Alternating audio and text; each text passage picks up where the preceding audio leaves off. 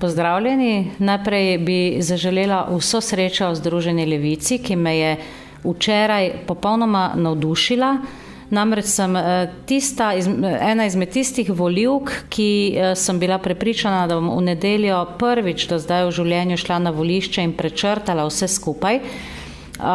Tako pa me je vaš kolega Luka Mesec na soočenju na televiziji popolnoma presenetil.